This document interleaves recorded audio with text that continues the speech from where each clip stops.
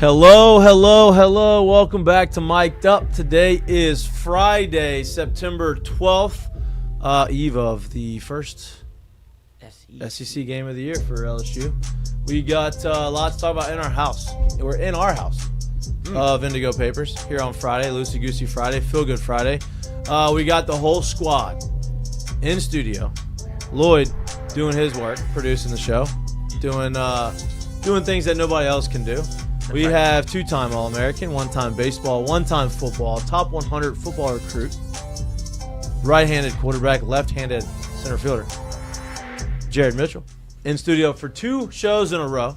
Feeling very honored to have the entire team in one place, not using any virtual technology. We are here, live, ready to go. Lots to talk about, obviously. Move back. Huh? Just move back, Jared. Just move back. Makes it easier. See, the way my life is going, it makes it a little tougher. Yeah, I get it. Understand it. Life gets in the way of things sometimes. Yeah, you got to figure out. You got to adapt and adjust to those things. We have a lot to talk about. Obviously, this is us fitting a, what they call it, a square peg in a round hole. Square peg in a round hole. That's it. We figured it out. Jam job. Yeah, that's fine. Let's compromise. There you go. That's what life's about. Compromise on things. And I think that's what y'all did. So, but we're happy you're here. We take advantage of the times that you are here. But we have a lot to talk about. Obviously, a lot of football to be discussed. Big slate of games this weekend. Game day is in Knoxville, Tennessee for the Georgia-Tennessee game. That is the marquee matchup of the weekend. It was supposed to be LSU-Florida. Florida fucked that one up by losing to South Florida. South Florida also they have another big game this weekend at Miami. We're going to get to that when we start talking about our picks and gambling and what we like and what we don't like. But we're going to start off with the LSU-Florida matchup. Obviously, if you remember last year, Florida beat LSU. LSU dominated the game in the stat category. The one stat they didn't dominate in the game, which was a big reason why they lost, was the sacks category. LSU got sacked how many times, Lloyd? 7 times. 20 pressures. Last year, 20 pressures against Nussmeier. And that's with an offensive line that was experienced, and 4 guys are now in the NFL. So, Florida had their way up front last year against LSU. That is a big reason why LSU did not win that game. It's a new year, new season, new teams. Got a lot of positive momentum. Obviously, there's a lot of things that needs to happen. But Florida's coming into Baton Rouge with a chip on their shoulder because they obviously lost last weekend in a game that they, if you ask everybody in that building, they should have won, but they didn't.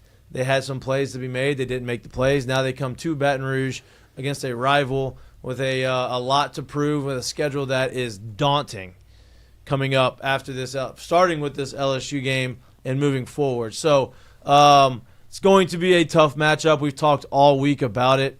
Some good news on the front of LSU. The offensive line, really. The front, that kind of works both ways. Braylon Moore will be playing. He is officially listed as probable, but he has practiced all week. And I'm not sure if they officially took him off the injury report, but he will be back in the lineup as the starting center. Trey'Dez Green is still considered day-to-day. Game time decision is what Brian Kelly said. I am not 100% sure that he's going to play. So we never got like a actual injury designation to what happened, like a name, like he did the X. I think what the designation was sprained MCL. Just day to day. Okay. Sprained MCL is what they said he had. Okay. And then they just consider that day to day, and now he's a game time decision. I would have to imagine, unless he felt like he was, very bouncy, I'd imagine they're going to sit him out, but we don't know. Obviously, there's a lot that can happen within the next 24 hours before they make that decision. But good news on the Braylon Moore front. Obviously, he's back in there, especially against the front 7 that sacked Nussmeier 7 times last year. It cannot happen again this year. Got to figure out a way to keep him upright, allow him to make the throws. His pockets are a little heavier right now.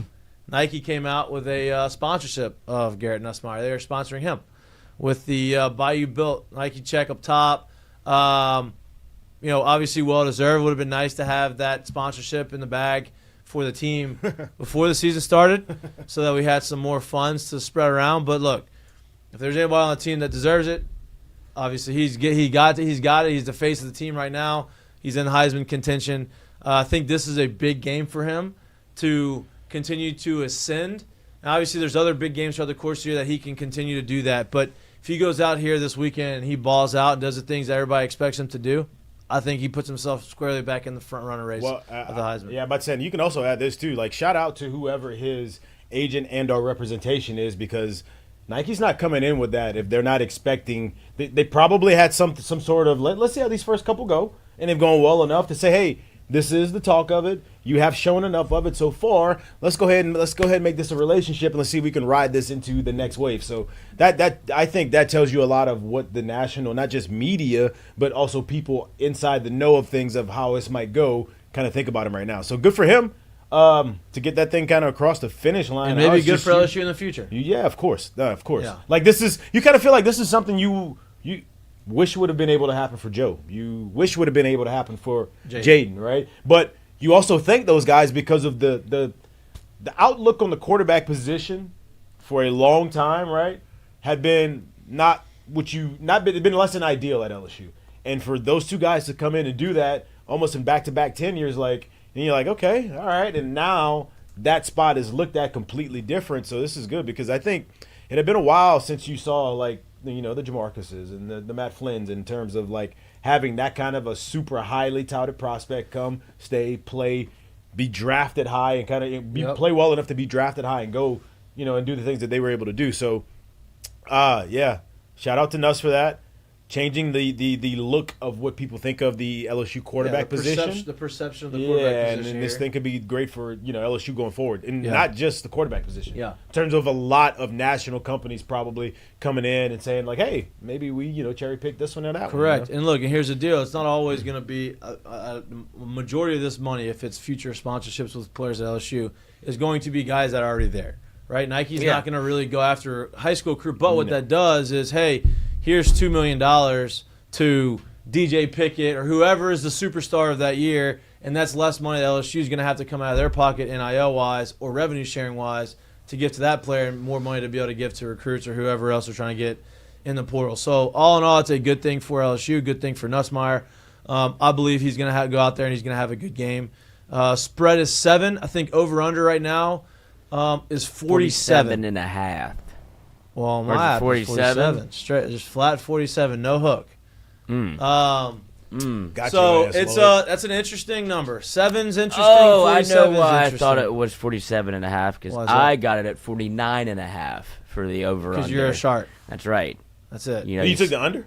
You took the under. Okay. 49.5. That's a big spread for you right there. Yeah. Yeah. I'd like to be on the right side of history 40, for 49 Al. and a half. 49 and a half is Down to 47? I don't love the 47. It's Me just- either. I don't love It the changes- under of 47. It changes a bit. It's 2.5 points. It's a lot of points in an over-under. I'm not sure about the 47.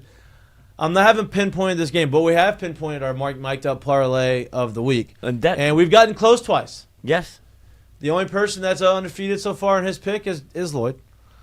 Jared missed one. I missed one in consecutive weeks. But still 4 of 6. Still 4 of 6. So Even when I'm wrong, I'm right. if you do like what I like to do, I'll bet the parlay and I'll bet the bets individually. Then you're up. Right. Then you're up or you're even. The parlay is like a chef's kiss. But if you Correct. want to go 4 of 6 in 2 weekends, I think Correct. you would be happy with that. Correct. I'm very happy with that. So we are going to get to our parlay in a minute at the end of the show, we're going to get to our predictions at the end of the show. But there's other games around the SEC that are intriguing. Obviously, the one in Knoxville with Georgia at Tennessee, that one is very intriguing because, look, I think Georgia's Georgia, but I think some people have kind of maybe been sleeping on Georgia because they hadn't really had to play anybody yet, and they hadn't really, said, oh, they've lit the world on fire. They don't have a superstar quarterback in Gunnar Stockton and all these types of things, but they're still Georgia, and they still have a really good defense. And they go to Tennessee. I believe they are favored by 4 points, maybe. Tennessee's been playing good football. They obviously played Syracuse, and who they play? Was it Syracuse last week? Syracuse last week. I don't remember. Aguilar, their quarterback, seems like he's performing better than Nico was the year before. There's Gunnar Stockton, the insurance salesman. Yeah, it doesn't necessarily. He looks more like a financial advisor there. It doesn't necessarily inspire fear, I guess people would say. Lloyd's so mad that this guy's taking snaps in a major college football game and he hasn't. Yeah, I mean, I'm not 6'4", but I think I can't even say I'm better looking than him. He's. I don't think that's your All-American quarterback right there. No, look, he may not be All-American, but not, he could be the guy they want to lead, to run the ship and do everything he needs to do to win games. I mean, he looks smart. Yeah, right. He understands. I mean, look, Game manager. You looked at Matt Mock, you wouldn't think, hey, this guy, but Matt Mock did some great things here. Faster What are than you trying to think. say? Yeah. I'm kidding. Look at him. I'm saying if you looked at Matt Mock, you say this guy is extremely intelligent. This guy doesn't look like an All-American quarterback, but he was everything that you wanted in a quarterback here, and he was able to win games, and he was a leader, and that seems like, similar to what this guy could do. But they're playing at Tennessee. Matt Mock is way better looking than Gunnar Stockton. I wasn't saying better looking. I'm not talking about looks. I was No. just talking about based off of perception. Choose carefully here. Perception. Choose carefully here. Perception. I mean, this guy's a dreamboat. You want to pull him up? Oh, yeah. Yeah, you hear him clicking. He's feverishly clicking over there. I mean, that looks. Hey, I mean, look, that that's a great picture of him. yeah. It's a great picture of him. I mean, 18 in Tiger Stadium. This looks like a man that could win a championship. That does. That's a great picture of him.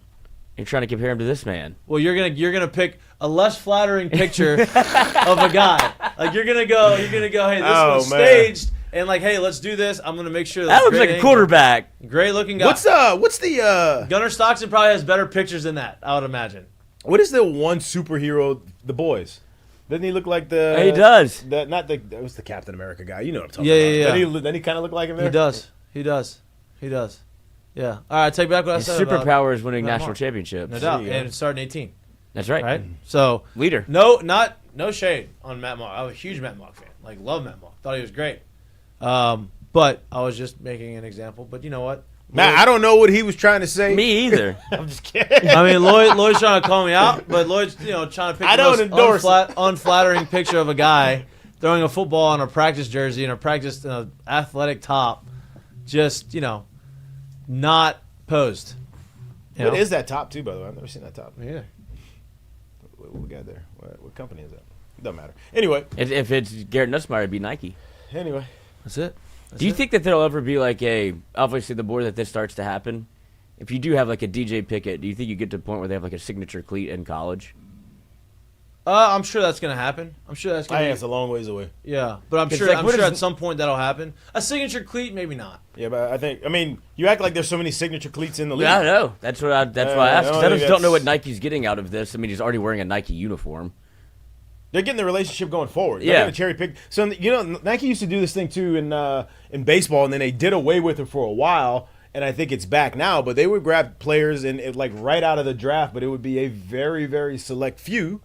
And then they were hoping that we got him. As soon as he got drafted, he's already got named, some cachet to him. Hopefully he flies through the minors, and we've already got him, and we're not bidding by the time he gets up there. So, like, it's not something that new for him at all. So, Yeah, I don't know if you're going to ever see a signature cleat because that's like, especially nowadays in college football, you're only there for 3 years. I mean, you're talking about 4 it too. years. You're talking about it too, like as if it's a basketball thing, which I think there's got more of a chance if it ever. Because it's a fact, you can wait. You don't have to. Only a select few people are playing football with Coach, cleats. Basketball shoes you can wear wherever. Name a. I want you to name off the top of your head right now a signature now cleat of a player that's playing right now. There isn't any. That's my point. So, like, why would they be a college cleat? Correct. I was wondering how they were trying to break like that. Yeah, I think what Jared says is correct. Yeah, like, just trying to get ahead of it. Like when he gets to the NFL, hey, he's a Nike athlete, and not a whatever. It's the same thing. Yeah, it's the apparel way of doing what the Tampa Bay Rays have done forever when it comes to contracts. Let me get you now because if I get you under the hood, it's going to be a little bit cheaper than it would be if I got a bid on an open market once you're finally out of school and your stock is higher than what it is right now. Like, people could love Garrett Nussmeier right now, but guess what? The draft ain't tomorrow, and there's a full season left to play. Right. So it doesn't matter what they think of him now because if he is that, the price is higher after they finish 12 to 13 games. Correct. And Nike knows that. So if they're on board and they really think that of him, it's probably smarter for them to try to get him in the hood, in the family now than it is down the line. Correct. And, you could be like Tampa, and then when you finally decide to spend money, you spend it on the guy who you spend it on the wrong person. No, or you could spend it on 5 pitching machines and Yeah, or say I'm going to invest in a player and he's going to be arrested and not going to play. This guy's going to be in an organization for 15 years. Nope, 1.5 years. No, he's in bad decision. Chain gang for 15. Yeah, bad decision. Tough. But a good player though when he was playing. He was. He was a great player. Could have been the face of their franchise. Was not. Good thing he was not. They hit on the talent. They just missed on the human. Sure, they did not hit on the talent, missed on the human. Yep, correct. You gotta have both. You can't do one. I know a lot of guys that was all world talent and not shit humans. It's hard to go really far like that. It had a ton of guys that are great dudes, great locker room guys. Talent lacked. Yeah, you got to have a mixture to have that much money. All right, let's get back to the LSU conversation. We've talked all week about what we want to see, matchups. What scares us? What doesn't scare us? So this Friday is kind of a recap, right? This is go into the weekend, last little bit of info, make your best educated guess on what gambling side you want to pick, right? Lloyd looked up the numbers. I think 75% of the bets are on LSU, 55% of the money is on LSU. So money is basically split. A lot of people want to bet LSU. Obviously, I think a lot of that is LSU fans wanting to bet LSU, or maybe Florida fans who are sick and tired, right? Maybe want Billy out of there, betting LSU fans to take the -7. What are y'all's recap? What are y'all's keys to the game? Give me the 3 things that you need to see for LSU to win the game. Obviously, that's the most important thing. And do you like the 7 points that the line is at right now? The 7 points I think is high. I think this could be obviously one score, but probably inside of a touchdown type game. 6 points, 3 points, 2-1, something like that. I think that's got a chance to be that. I wouldn't say 3 keys. I'll give you one that I think is strong, and it's been their recipe for wins so far throughout the 2 games this young season. 30+ rushes, I think, gets them to a spot where they're in a winning position to win the ball game. Right? They were able to do it on the road. At Clemson, they were able to do it in a game last year last week, where if you looked at the per rush average, it wasn't that great, especially on just like straight running back traditional runs out of the backfield.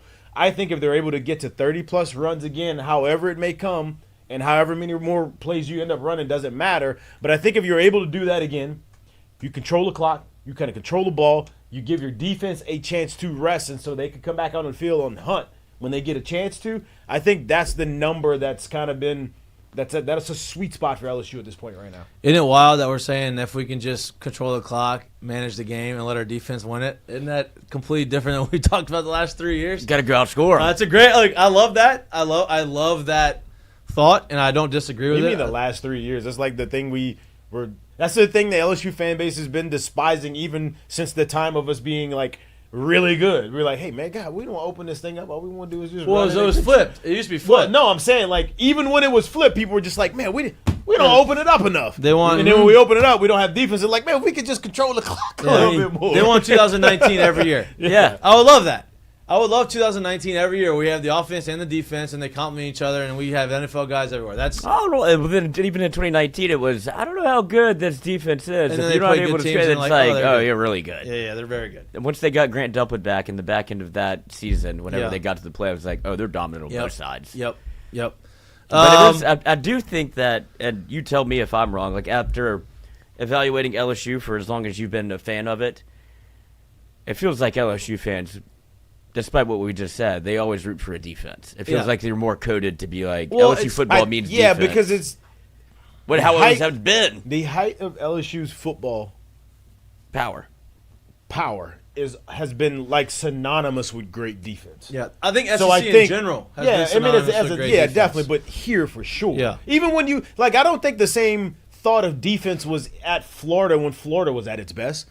You looked at them as like they had just Spurriers, all kind of dudes running. The passing Right. game was different. Obviously, if you go back and look at it, you go look at the numbers. I'm pretty sure they had good defenses too. Yeah. Right. But this place, when it's been at its best, everyone knows there is a great defense on that side of the ball. Yep. And so, like, I think like that's why it is where it is, because when you feel like you got that, it feels like LSU football. It feels like that early 2000s LSU football. No matter what you get on the offensive side, it feels like, okay, well, we got this side. Correct. Can we just score now? And the crazy thing is, we talk about a lot about this. Football is cyclical, right? Every sport's cyclical. Like, oh, this is the trend. Offense is the trend. Offense is the trend. Offense is the trend. And is the defense ever going to catch up? I think the defense is starting to catch up. If you go look at what the spreads are, or the over-unders in the NFL so far, I believe they're 14-4. The unders have hit 14. They're 14-4. The unders are 14-4 in those games in the NFL. So defenses obviously are doing different things. Why do you think the defense is catching up now? Why do I think? 'Cause I don't know. I think that they have adjusted to some of these offensive schemes, and I think some of these teams now, if you look at it, teams are starting to try to run the football more because now defenses are loaded down with a little bit more of the secondary guys, and so now it's a little bit more of a run heavy. I don't call it heavy, but more of a balanced attack because now the defensive personnel isn't equipped. Why didn't you just say that? Why you say that at the start? What do you mean you don't know? That's a great answer. know. I mean, that's I do where you know. should have went to start. I do know. That's where you should have went. I wasn't ready for the question. You brought up the conversation. I had to bring it I up. said you brought up the conversation. I brought up a point, and then you rebounded it. I wasn't ready for the rebuttal. He gave a great answer. He's like, oh, I don't know. What do you mean you know? That's a great answer. I had to buffer my head a little bit. Okay. Yeah, he got. But I do think that's what happens, and he got called on in class. That's why everything is cyclical. It's because defenses or offenses adjust to whatever the personnel is, and then you're going to go up, and now the other side is going to have to adjust. And I think that's what you're seeing, and I think it's balancing out. Now it's not like the old school 70s where you just turn around, hand the ball off, and everybody is just running it down your mouth, and that's the way it's going to go. I think it's just more of balanced attack. I would agree with that. Yeah, man. I don't know, man. Like think about like when if you're at the top of your profession and you know some stuff really well, and all of a sudden some things start changing in your profession, you're like, all right, I got it. Schematically, I can figure this out. And then you start realizing, I don't know if this is working just schematically. I may need better pieces, right? So then you start going to find the pieces to fit the things that you're trying to change.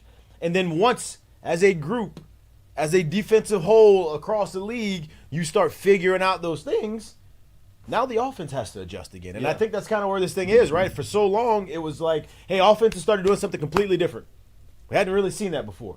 And then all of a sudden, so defenses said, okay, well, schematically, we'll change.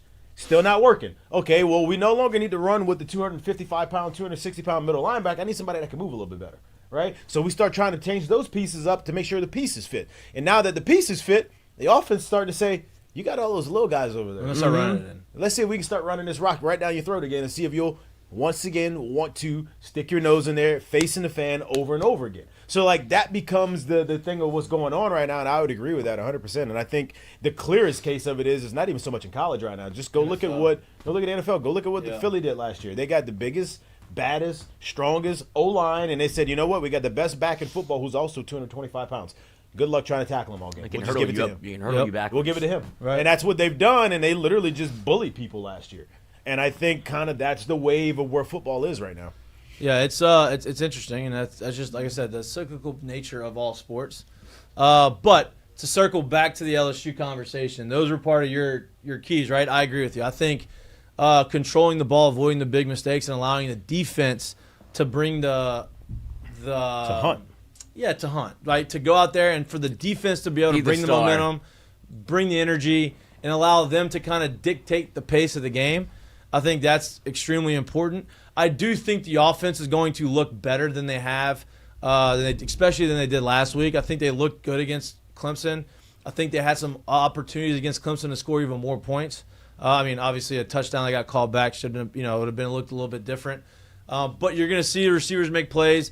I'm interested to see what the wide receiver rotation looks like this week against an SEC team. Obviously, you had the three guys that have been there. You know they're going to get some touches. With Trey'Dez Green out, Nick Anderson kind of fulfills that role in the red zone of the big-bodied receiver. I think he's going to fulfill that role as a third-down guy of being able to just kind of body the secondary and the cornerbacks to be able to get first downs. Interested to see that. And, I think the LSU is going to do well. 7 points is a lot. I do not think 7. I hope they cover 7. I don't think they will, though. I'm staying away from that as of now. I'm not betting the under of 47. I think that's a lot. I mean, that's too low. That's a hard. What is the number you think LSU has to get to where? Like Points-wise? Yeah. 27. I like that. 27. 27-20? 3 touchdowns, 2 field That's goals. 47, right? It's 47 number. 3 touchdowns, 2 field goals. 35-yarder. 48-yarder. Oh, so you're picking the prediction of 27. Okay, so we got half his prediction right now. Yep. 27. We got half his prediction. I think 27 is that Stay number. tuned for the rest of it. I think 27 is a great number. If they got to 30, I think they cover the 7. Yeah, points. if it gets to 30-31, then it's yeah, like but like 31-17. I think the number, a number that you would feel comfortable with is I think 27 is a good one, for sure. What about you? Well, the reason I bring it up is because I wonder what they do in terms of, we've talked about this a little bit before, but what Brian Kelly does in the red zone and how much of a belief you've seen him go for it more times than not because it felt like he didn't have a defense. And that's what Sabrion Green in the chat, he's like, biggest thing to me is finishing in the red zone. I don't know what that looks like now. It feels like Trey'Dez was very much, as he should have been, like a big part of your red zone offense. Like kind of throw it up to the 6-7 guy.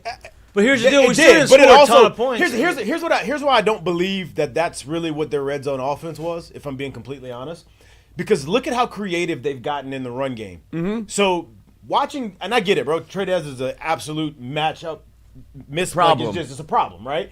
But the way they tried to use him in the red zone was almost, besides like that one, I don't know if y'all remember it was going into the north end zone last game where he came in motion and the motion basically put him into a man-to-man situation. We just missed the connection. We didn't make it didn't happen.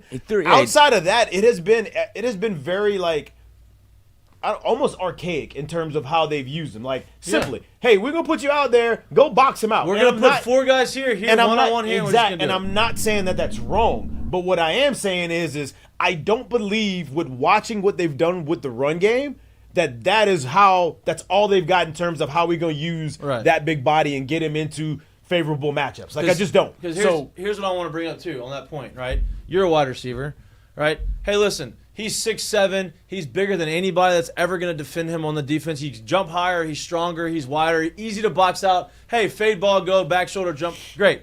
Hey, you know what else is great? When you're on the red zone and you run a slant and that big body is the guys behind you and you have the long arms and they can't get you, like that also works too, right? You don't just have to go, hey, line them up, let's throw him up and let's box him out and do. There's other options, other ways to get him and to utilize the mismatch in the red zone. Running those skinny posts towards the goal post, rather than the back line in the end zone, things like that. Like there's all these things that you can do that the bigger bodies are used for. Same concept that you would do on the outside. There's other ways to utilize. So I just don't believe, watching what they've done, even though it's like, hey, that's pretty obvious what they're trying to do when they get in the red zone. I don't believe that that's where the red zone passing game truly is. Do I believe that that's what they wanted you to show? They wanted to show you early on. They didn't want to give you too much in terms of how we're going to do this. Right. Yes, but watching the advancement in the run game and how they've used different guys and the way they've gotten to certain runs, I think a lot of that's coming. And I think there's going to be a little bit more of a marriage of that in this game. And look, we talked about that last week. I think they did that last week against Louisiana Tech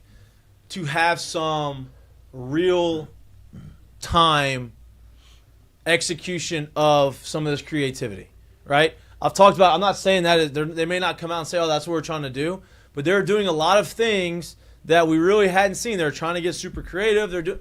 I think that was their way of saying, okay, let's see.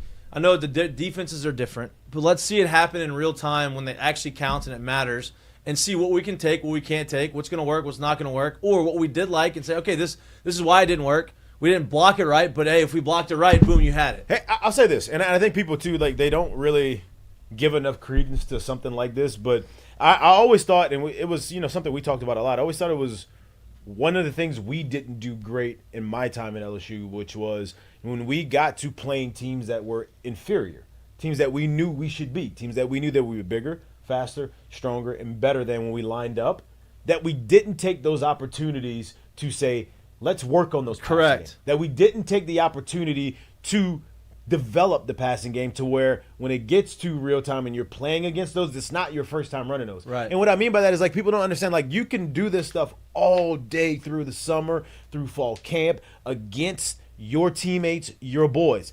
It is completely different when you get in the huddle for the first time and they call that play and you know you're the number one regardless in that progression.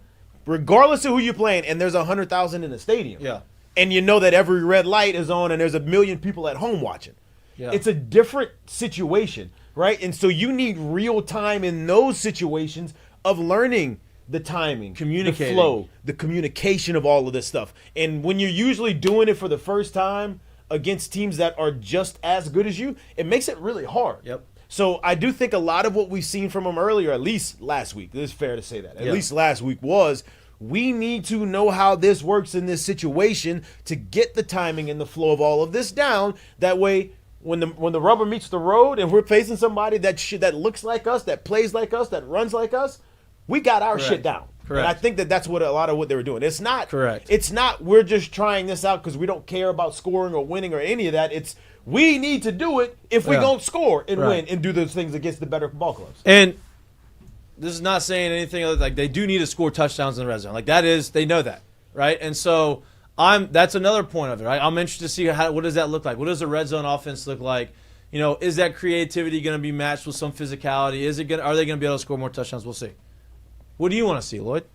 That? I think that's one of the biggest keys that you've seen for LSU is, especially in the Florida, like you can go to Florida last year where you dominated the stat sheet and had everything about it, time of possession, number of plays ran, yards, everything except for the scoreboard. And giving up sacks. And that's the next point because that's my next matchup is obviously offensive line, defensive line, and the reason I bring it up is defensive tackle Caleb Banks is playing his first game of the 2025 season against LSU last year. Ended the game with 9 pressures, 1 sack, 1 forced fumble, and it was against DJ Chester and Paul Mubenga at guard. Mubenga allowed 8 pressures while Chester allowed 4. But what he was able to do is constantly live in the backfield. It was a nightmare for Nussmeier. They got him off his spot consistently, made it hell for him to be able to navigate the way he wants to because Nussmeier's ability to maneuver in the pocket is part of his, like, you may not think mobile, but whenever he's in the pocket and kind of creating throwing lanes for himself, that's when he looks good. Well, but say, that's the funny part. Like, the definition of maneuvering in the pocket usually means you're doing what? You're stepping where? You're mobile. You're stepping where? Up and around. Where can you not step if a defensive tackle's in your face all day? Up. Right? And so, like, you would imagine that not only this guy, right, that interior, knowing what they did to him, because even if he wasn't playing, you would imagine they'd be sitting here saying, how do we recreate what we did to them last year? Right? So that film that they have from last year, knowing that he's probably back and or on the cusp of being back, that had to have been, and I would hope it was a huge point of emphasis in what you did during the week and how you were going to get ready for this matchup. So, look for that to be a huge key early on to seeing how are they handling that and how are you going to get that done, because you can't have him disrupt the game plan from inside all day. I mean, this was a dominant performance. Like, that guy Mabanga got absolutely. Look for a lot of help, right? Like, you may not have that many one-on-ones in that situation. Unless they start trying to say, okay, well, if you're going to do it, we'll just overload you and start bringing pressures up the middle. Correct. But I think you're going to see similar style, or especially earlier in the game, of what you saw against Clemson.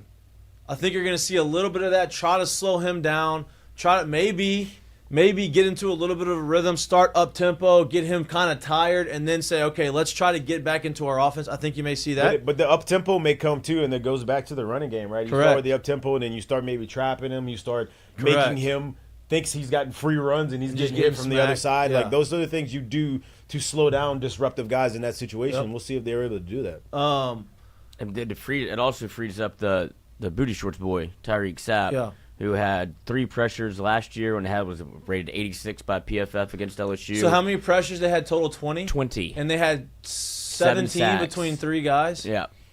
Wow. All 3 guys are back? Yes, at least those 2. Yeah. Caleb Banks and Tyreek Sapp. But, they returned 4 offensive linemen on. Correct. And it was supposedly it was the best offensive line returning in the SEC. They have All-Americans everywhere. They have 4 seniors. Yeah. That's where you would think, but I think some of this game has lost its luster because of what happened last week. Right, and I want to kind of flip it back, right? Like, sometimes as fans of a team, and against a team that maybe had some success against you the year before, we focus on what are the things that they're going to do to crush, to beat us, right? Like, what did we struggle with? What are we going to have to figure out? Yeah, all of those things are true, but then flip it around. They have a really good offensive line, right? Their quarterback made some big plays. He's a young guy. He's kind of battled injuries. What is LSU going to do on the flip side on their front 7 to go out and put pressure on Lagway and not let him kind of get out of the pocket, use his arm, and get some deep balls thrown down the field? I think part of that is I'm going to be very interested also to see what our interior defensive line looks like, especially good, and try to get through there and try to create havoc on their own, right? Try to get them out of the pocket, because I believe that the way our defense is structured this year with the talent and the personnel, I think if you get Lagway out of the pocket, I think it's a lot more. It's not going to be as dangerous against LSU as it was last year. I think they're equipped to be able to protect against that more this year than were last year. I think games like this, it really gives you a telltale sign of what a team thinks about who they are and what they have in the building. And what I mean by that, too, is like, if I could take this even just away from football, if I take this to baseball, if Paul Skeens gets on the mound and it's Paul Skeens, let's say he's not having his absolute best day. He's not trying to pitch to that guy's weakness at that point. Paul is like, what's working for me? Because I know my shit's good.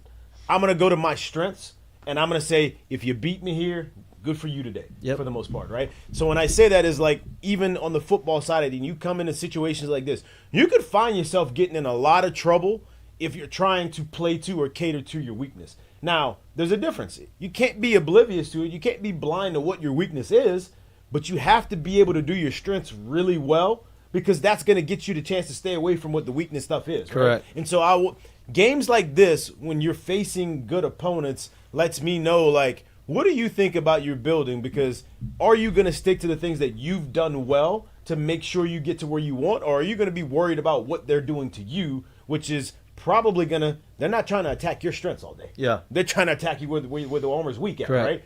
So I look at those kind of things when it comes to these situations. It is – we talk about Lagway and I guess what they want to do offensively. It is DJ Lagway's first SEC road start. Start, yeah. And Correct. Don't forget where you're going, because if this place is right, it's going to be. Yeah. You know why? Wristbands those are back. wristbands are back. Yeah, watch your projectiles. Keep your helmets on. Keep your head on a swivel. It's ridiculous that you can't trust those kids for one single second. But the fact that they're bringing them back, love that, is insane. Love that. It's like when they took Neck away and they said, you know what? I don't know. If Yeah, we'll figure that out. We'll figure that out. I don't know if we can keep this Figure away. it out. And you got McAfee yelling it on his show. Like, it's just, it ain't going away. Ever. And yeah, we got. Remember they used to put that in the Reveille? Like, we're never going to play this anymore. We can't play the song. Yeah. And they just started playing right above it. And they just blew the top off that. Yeah. Yes. Also, music has been a lot better in the stadium. That's Tiger Tuba Kent, baby. No. Yeah, He's not doing the music I'm talking about. I'm talking about the music over the fucking speakers. Yeah. Not the actual band. The band's great. The band's always great. Speakers over the speaker, the music over the speakers is actually also. They finally just said, "You fuck you, old people." Yeah, finally. Yeah, we're gonna have some fun in here. Yep. And you can still have your little song, whatever. That Colin Baton Rouge. You got that one. Fine. That's fine. That's fine. That's That's fine. part of Great. it. You got to capture the youth, man. If you got don't to. capture the youth, you don't capture the rowdy. And they this place they bring this the is life. electric. Listen, like if you just look across this, if I told you that every single person in that you can see, obviously you can't see face to face, but if I told you every single person that's in this was under the age of 45, you would say, yeah, I believe that, right? Like that would be something you believe. You got to capture the youth. Well, here's the deal. Who are the players? The youth. The youth. So, like, yeah, you want the energy in the stadium, but like, it ain't for you. That's for the players. Like, you want the players give the energy to the stadium give energy to players. It works hand in hand. So you gotta cater to that. Music gives energy to the fans. The fans want and I'm sure that's why I make fun of Colin Baton Rouge. I don't think DJ Pickett's out there. This is lit. No, but it No. I think what happens though is they like DJ Pickett is like, oh, that's kind of cool, but it's not lit. But by the time DJ Pickett leaves LSU, this is lit. Yeah, it's cool. He knows it's part of it. You know what I'm saying? Like he knows it, and I think that part of it is really cool. Yeah. But that shouldn't be the hit home. That's the one that gets the youth. You make them love that. You make them grow into that. It's almost kind of like, and I'm not saying it's a bad song at all, but it's almost kind of like that infomercial, the jingle that comes on that you've just heard so many times. You're like, yeah, I like this. I'm on this. I'm gonna sing along with this commercial today. No doubt. Even if you don't want to, you sing along. Goddamn General got me again. That's it. That's it. All right. So before we get to our gambling conversation, let's put a bow on this. Predictions and one bold thing to happen over the weekend. Oh. You just throwing shit in there. I like last that one. second. Bad, God, you didn't give me a thing. chance to prepare for that one. Want me to go first? Yeah, sure. It seems like you got an answer. I do got an answer. All right. So I think I like the 27 points. I'm not taking that because you took that. I think LSU wins by 4 points. I'm going to go LSU. It's like I'm not leaving. I think I'm going to go LSU. Actually, you know what I'm going to do? It's going to be 4 points, but it's going to be Florida's going to have a backdoor cover. Oh, no. Ooh. They're going to have, like, not like last minute, but like LSU's going to end up having the ball to end the game and win the game with the ball in their hands. But Florida's going to be down by a couple scores. They're going to score a touchdown, and they're going to try, whatever. But I'm going to go LSU 24, Florida 20.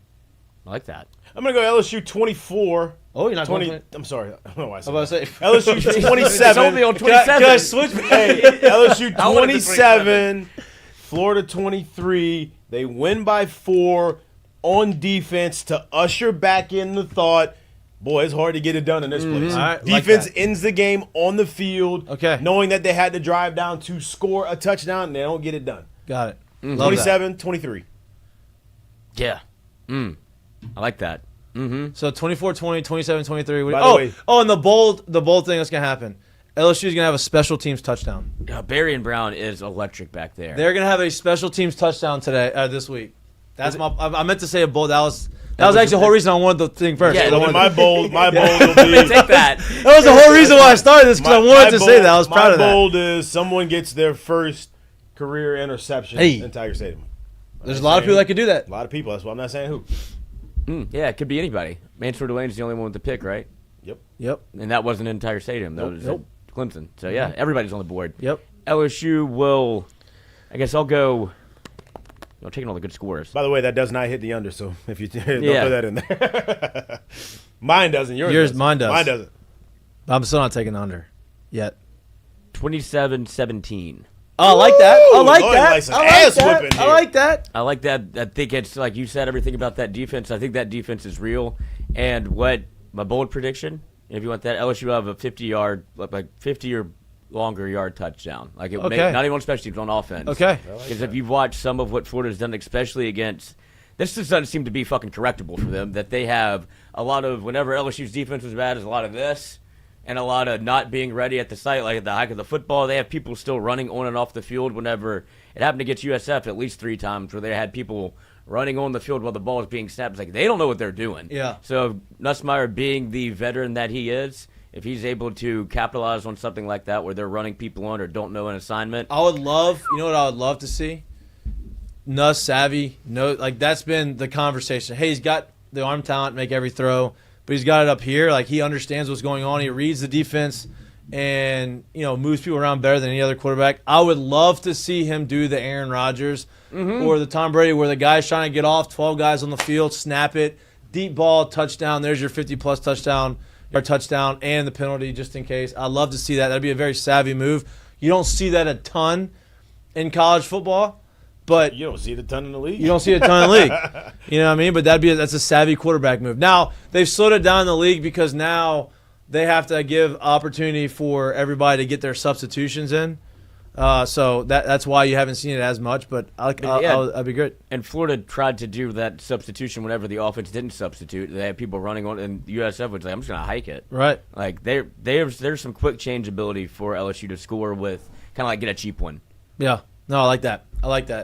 All right, let's get to the gambling side. There's some intriguing SEC games. There's some intriguing games around the country. And we have the Mik'd up parlay. These games that I'm talking – well, actually, one of the games we are – let's talk about the parlay first. Okay. And we talk about what else we like outside of the parlay because there's a few out there that I'm going to put some money on. Oh, really? But not in they're not included in our parlay. Mik'd up parlay of week 3. We are 0-2, but 4-2 in actual individual bets if you take them individually, which I do. This week seems like the week to get shake back on the scoreboard. I like our bets. I like what we did. There's a couple that just missed. I'll talk about those as we go through this conversation. Okay, there we go. So, we have – I think I cut one off, didn't I? Oh, no, I didn't. You can still see it. There you go. All right, first game on the parlay, over 54 points, South Alabama Jaguars at the Auburn Tigers. That is from our co-host and good friend, Jared Mitchell. Talk me through that one. Yeah, I got Auburn, Alabama. Their first 2 games, 38 points scored, 42 points scored. South Alabama in their first 2 ball games, 38 points scored, 33 points scored, 31 points scored, and a loss against Tulane, right? Both of these teams have put up numbers. I see them both putting up numbers in this game, a high-scoring ball game that Auburn wins convincingly, but it also hits the over right here. Nice little easy win to start off. I like that. Parlay. I like that. And look, to kind of add to your reasoning, the 31 points against Tulane. Tulane is a team that has been talked about around college football as one of the favorites to be the group of 5 team to reach the playoff. That favorite now is USF, obviously with the 2 big wins that they have. Tulane's still undefeated. They have a big game this weekend at home against Duke, which that is another conversation that I want to have after this. But 31 points are against a good team. Tulane is a good team, and South Alabama put up points. I like the over there, over 54. The next one is Clemson -3 at Georgia Tech. This one was, I think, a consensus. Lloyd, are you on board with that one? Yes, I am. So this was a consensus with all of us. Me and Jared talked about it. Jared was so kind to take the over 54, so I was able to take the Clemson -3. Clemson at Georgia Tech. I know Clemson looked bad last week. I think that was kind of a wake-up call for them. They've done this in the past where they haven't looked super sharp, and then about week 3 or 4 or 5, they really start finding their own. They go Georgia Tech, obviously a good football team. Haynes King, their quarterback. They utilize him a lot. He gets beat up a lot. He's kind of questionable right now. I believe he's going to play, but he's still beat up. I like Clemson -3 at Georgia Tech. I think that's a shakeback game for them. They go ahead and they cover the points, and we are now 2-0 in our parlay. Exactly. So I'll bring up the rear with Vanderbilt. And I like the Clemson bet because I think there's a lot of people that are probably off Clemson at the moment. And when you gamble, sometimes you start looking in one direction whenever it's right in front of you, and it's like, oh, easy, let me take, Clemson stinks right now. I'll go the other way. And it's like, well, don't forget that you need to talk about last year. They lost to Georgia 34-3. And they put up 66 points, 59 points, and 40 points in their next 3 games. So they'll figure it out. Yep. For Vanderbilt, I believe it is just somebody that is, it's not so much as I'm super high on Vanderbilt, but they have dominated in their first 2 games. I am too. Yeah. But I'm more so, I think South Carolina is sneaky, not as good as people think they are, because they've been the flavor of of 2025, them and Clemson. But where's this game? At South Carolina. That's what scares me. Yep. But that's where I'll take the 3 points. That's what scared me too. Yes. But Vanderbilt has a defensive fullback head coach. They want to win with grit. They have Pavia, who thinks he can beat anybody at any point, and you're able to get 3 points. And I just don't know if South Carolina is who the national media thinks they are. So you expect the Vanderbilt win then? Yeah, I do. He wanted to take money line. He said for the sake of the parlay, he took the 3 points. I mentioned I do like the over in the game. I don't remember what the over was. Jared made a good point. South Carolina has a good defense, and Vanderbilt's defense is better than it has been. They are supposedly good defensively, which I don't disagree with. It just feels like with Diego Pavia and Lenore Sellers, you're going to have 2 guys that are going to end, 2 quarterbacks that are going to make plays. I think the over-under was like 52.5 or something like that. Is that what it is? Oh, let me check. Oh, I thought you were looking at it. It was like 51 or 52. It was something along those lines, which I don't hate. So I could see the over hitting there, but that's our parlay. +3 for Vandy on the road against South Carolina. 48.5. 48.5, yeah. +3-4, like 34 or 3-4? What? You said +3, 4, +34. Oh, Vanderbilt is +3. There you go. Whole parlay is +612. Yeah, parlay +612. Put it in there, and let's ride with the boys. Put it in there and celebrate on Sunday. Teams that just missed. Games that just missed for me. On the cutting room floor. I really do like the Duke-Tulane over-under. Okay. I like it's 52. That's the 52.5. So Duke at Tulane, over 52.5. Both good quarterbacks. Revenge game. Darian Mensah coming back to Tulane after he transferred to Duke, got paid all that money to go to Duke. I believe that you're going to see both quarterbacks put up some points. I think Tulane scored 33 last week against South Alabama. Gave up 31 against South Alabama. So I could see 52.5 hitting that. I also, like I said, I like the Vanderbilt South Carolina over under 48.5. Texas A&M Notre Dame. I believe that's going to be an under game. I like the under 50.5 there. I don't hate Texas A&M +6.5. Don't hate it. No, not at all. Don't hate that. What was the other game? Ole Miss. Ole Miss, Arkansas. Ole Miss is favored by 65.5. That's kind of a weird line for me. I think I like Ole Miss winning by a touchdown. They haven't been super impressive this year yet. Young first-time starter quarterbacks, 3rd game of the season. I could see them covering that as well. Also, the one that I really wanted to put into this game that I did not, felt like it was a trap from Vegas. +17 University of South Florida +17.5 on the road at number 5 Miami. South Florida is their 3rd straight game against a ranked opponent when they're playing them. 17.5 I do like. I love the under 56.5 though. I love that against both those teams. That South Florida has been playing some really physical defense, and I believe they're going to continue that. They have a real physical run game. They have a real physical run game offensively. I think that they have this chip on their shoulder. I don't think they win, but I think they play it closer, and I think the under at 56.5. Those are my other games. Do you like any other games, Lloyd, that we did not talk about? I do like the ones that you mentioned. I'm interested to see what Arkansas does against a real team. They put up 50 straight points in both games, or 2 straight games they've scored 50 or more. They didn't really play anybody. Arkansas State and I forget the other team that they played, Elon maybe. But that one's interesting to me, and I do think it's going to be one of those. You had your week 1 with all of the dramatics and all of the flair and like the big time matchups. Week 2, kind of a week off. Week 3, it feels like you get some of those conference matchups where you will get closer games and you start to kind of figure out who these teams are, especially in SEC that beat up on each other last year, and it seems like the same thing's going to happen. The one that I will caution people to not really sniff, I think you have to stay away from the USF Miami. 17.5 seems like such a big number. Yep. And it's going to be people like, oh, they won 2 straight games. They've beat ranked opponents. Like, danger. Why would you give them 17?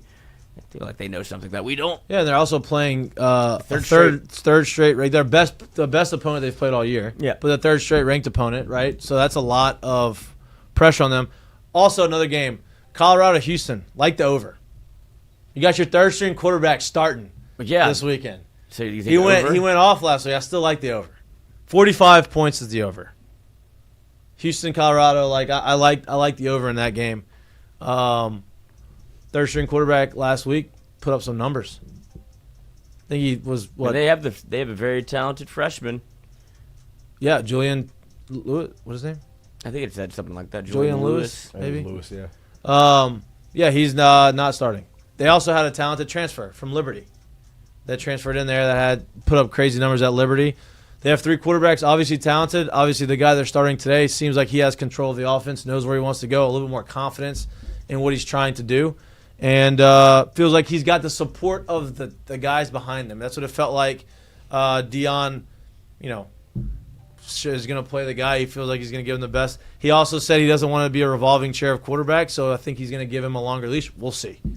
That is easy to say until something happens and he looks like he's seeing ghosts, and then you put somebody else in there.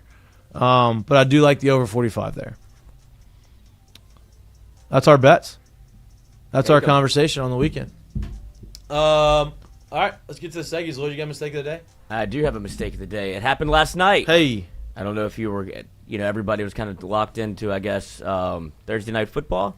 But Wake and the Forest manhunt? And North Carolina State. Yeah, the manhunt. North Carolina State played. And only in college football do you see this, where a food truck that is parked on the pavilion has delayed the game, taken over. Yeah, it's smoked out. What is this, Mississippi State? Yeah, no shit.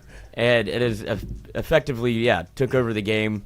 And this is just not something that you see every day when you have somebody trying to make a buck, but then it affects everything that you're trying to do, and they're just chalks, working hard in there.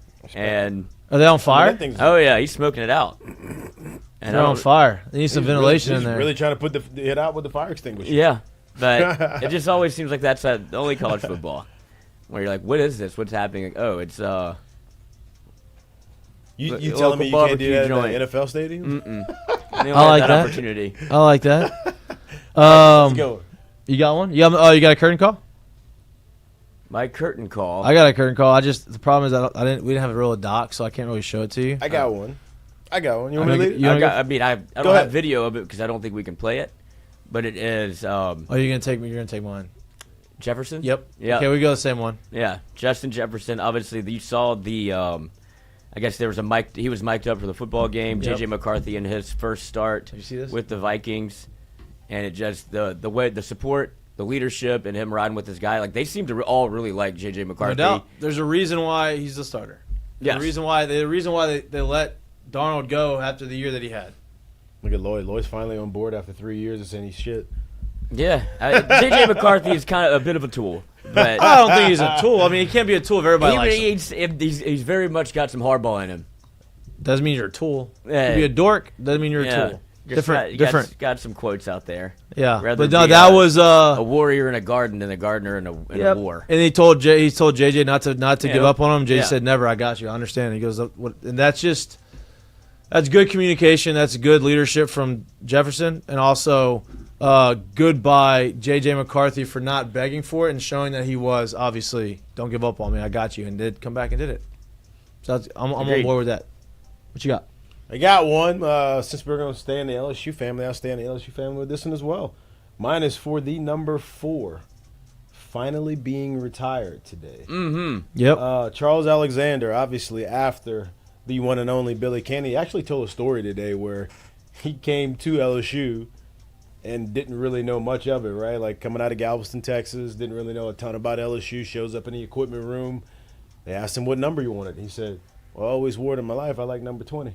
And they got laughed out of the equipment room. Oh, yeah. Because at that time, that had been one of Billy Cannon's numbers. So that is how he fell on the number 4 and goes on to have a great career here. first-round draft pick, great career. So getting that number retired to him and his family, it is a curtain call today because that number will no longer be worn in purple and gold, and it's finally probably where it should have been for a long time. So congrats to him, congrats to his family, and it should be a great celebration for him. Not only is he one of the all-time greats on the field, but one of the all-time great people. Yeah, he's awesome. Because he is a great human. If you've never met him, like he is an awesome. He is a great human being. I got a chance to chop it up with him on the phone a couple months ago, and man, him and I stood on the phone for about 30 minutes, and it was just, he's one of them dudes, man, salt of the earth, great person, great human, was a great athlete when he was playing. Yeah, he played. Love to see it. He played with my uncle and my dad. Yeah. He played right before my dad. Played with my uncle. Yeah. And so I don't really know him all that well. I've met him a few times, but to this day, every time I see him, comes up to me, talks to me about my family. So he's awesome, dude. Much deserved. Very, very much deserved. Good curtain call, right there. Hell dude. yeah. Yeah. I mean, that is a Showtime throwback. Great fro. I mean, that thing is great look. Crispy. Great look. Crispy. Great look there. Love that. All right, that's all we got for you uniforms today. look Actually, crazy. before I go, There you before we get in go. trouble. Listen, a lot of stuff happening. I just got to do this. A lot of stuff happening You gotta, this weekend. Weather's great. Big SEC game at home. Tailgates are going to be rocking, right? There's going to be a lot of cooking. There's going to be a lot of frying. So if you haven't picked up your box of Fridat, it is the greatest addition that you could have to your tailgate. Tastes great from a family down in Donaldsonville. Been a family recipe for years. It is an all-purpose fry mix, as you probably would know if you know anything about cooking. And for any of you that dabble in the tailgate game or the cooking game, go ahead and add this to your repertoire of seasonings and frying and just food that you want to tailgate with, because it's been around for a long time from deep in South Louisiana and has been mastered. Recipe has been mastered, and it's very good. So give it a shot. Fry that special blend, all-purpose fry mix. Go get a look. All right. Fried fish sneaky, one of the better things you can See, get at the tailgate. It's because, especially if you do it the right way, like lightly battered, you have the right amount. Yeah, because it's easy to just eat and just pick and eat. We talked about that. Gumbo, not a great tailgate food because there's a lot of moving parts. You're pot committed. You have to sit down almost to eat it. speak for yourself, Dan. Jambalaya is good, but you still think you have to, I like the finger foods. Fried fish, you could have it, boom, put on a little plate, eat it with your fingers, do whatever you got. You don't need a fork and a knife for it, especially if you do it the right way, easy to peel apart. You know? Yeah. So, all right, that's all we got for you on this beautiful Friday. Enjoy the rest of your day. Enjoy the weekend. Enjoy your tailgating if you're going to partake. Enjoy the game if you're going to be attending. If you're not and you're watching on TV, enjoy it at home. Please like and subscribe to our YouTube channel. If you can't watch us, but you like listening to us or anywhere you get your pods, we appreciate the love and support. We'll be back on Monday live in studio from 6 to 8-ish. We love y'all. Be safe. Drink responsibly. If you see Lloyd, you working this weekend. Mm-hmm. I knew you were going to get Boyd into it. No tailgate for you again. Mm-hmm. Right? Mm-hmm. Wow. All right. I'll be out there tailgating. If you see me, say hello. If you see Jay Mitch, say hello. If you want to go watch Lloyd work, go watch him. Yeah. We love y'all. We Libby appreciate Dunn's y'all. going to be on the show. We appreciate I'm y'all. serious. We'll see y'all on Monday. Peace. And Is she really? And Trayvon Boykin. Who's Trayvon Boykin? Quarterback for TCU back in the day. Oh, yeah.